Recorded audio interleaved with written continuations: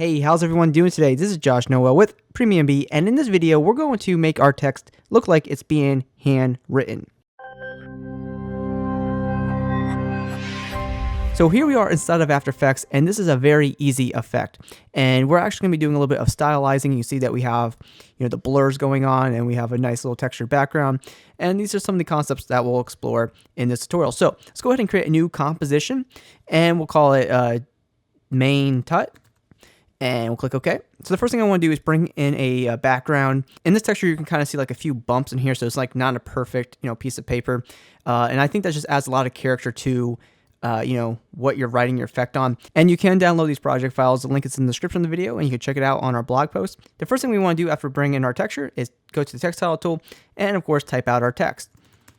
So I'm going to type out writing. I'm using the typeface Shelby, which you can find in the type kit if you have the Adobe Creative Cloud. Any typeface will work for this effect. So go ahead and type out your text and we'll be ready to go. So even though this effect is very easy to do, it's very important that you have your final text because this is all going to be manual work. And once you have your text in here, go ahead and go to Layer, New, Solid, and we can call this one Text Animation. And what we're going to do is we're going to grab the pen tool and we're going to hide our white solid and we're going to lock the other layers and make sure that your white solid is selected. And we'll come in here and basically what we're going to do with our pen tool is we're going to outline the actual text. So we're going to come right in here and just draw a mask right in the center of the actual word here, the letters. And this will allow us to animate this on separately. And, you don't have to be, perfect or anything like that. Just make sure it's like generally in the middle and make sure you cover up the entire text. So don't worry about it. And when you finish up your first letter, if it's not connected, all you have to do is just select off the layer, reselect the layer, and you can move on to the next letter.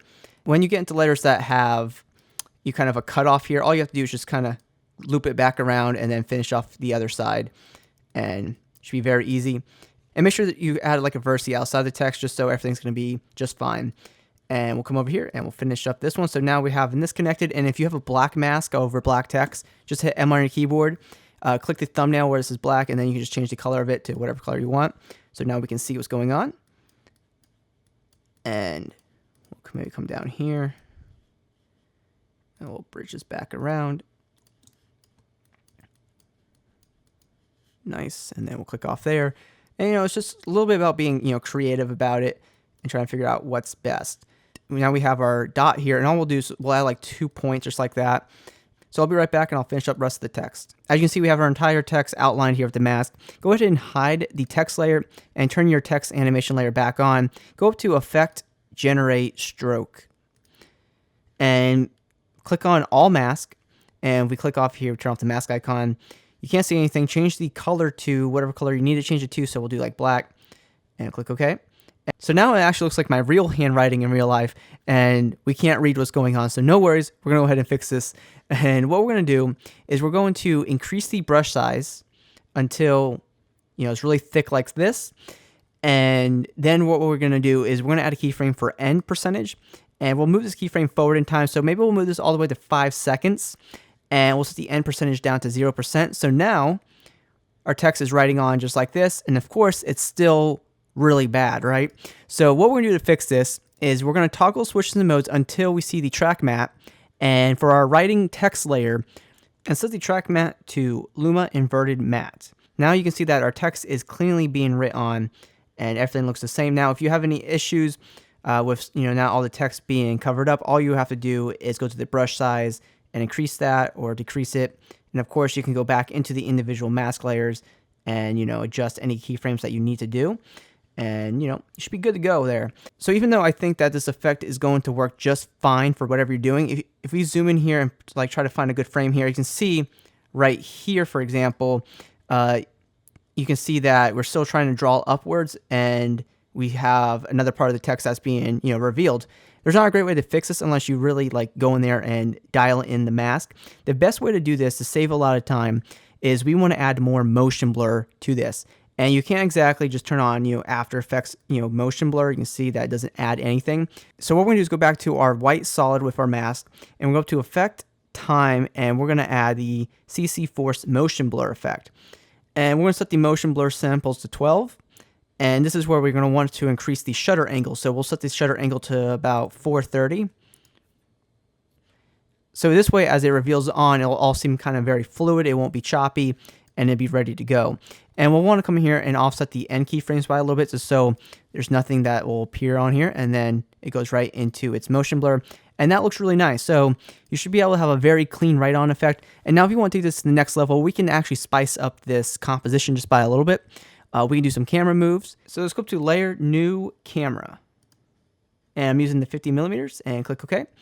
And let's go ahead and make all these layers 3D layers. And let's grab our camera tools here at the top. Let's grab the Track Z camera tool. Let's zoom in. And maybe to right there. And then let's grab our Orbit camera tool.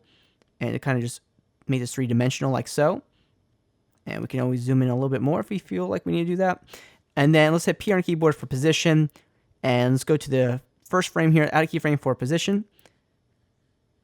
And let's kind of also go to the Track XY camera. Let's kind of move this over a little bit so the focus will be on the first letter. So you can see that we have this letter being written on. And then let's go to about maybe 3.5 seconds, maybe 4 seconds. And let's just offset this all the way over here. And if we want, maybe we can zoom in a little bit more on the first keyframe. And this way we're able to create kind of a nice creative angle. And then now what we'll do is we'll add another camera. So go back up to Layer, New Camera. And click OK. And now what we'll do is we'll trim the beginning of this layer to our current last keyframe. And we'll add another keyframe for position. And this time we'll go to the end of our animation, which will be like 7 seconds. And we'll zoom into the composition. So this way now we have this nice camera move animation in here with multiple cameras. If you need to make the tracking correct, go ahead and add a keyframe for point of interest. And then you can move to the last keyframe over here